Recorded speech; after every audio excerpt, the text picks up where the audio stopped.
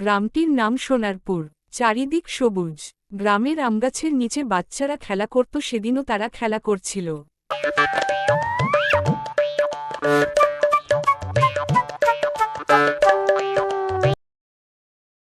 গাছের মাথা থেকে হঠাৎ একটা কলা পড়ে বাচ্চাদের সামনে এসে পড়ল। রাজু অবাক মুখে তাকিয়ে আছে। উপরে তাকাতেই দেখা গেল দুটো বানর ডালে বসে হেসে হেসে কলা ছুঁড়ে মারছে। মিনা ভয়ে দৌড়াচ্ছে, গোপাল হাততালি দিয়ে হাসছে, চল আমরাও খেলি। বানররা একের পর এক কলা ফেলছে, আর বাচ্চারা নিচ থেকে লাফ দিয়ে কলা ধরছে। মাঠ জুড়ে হইচই।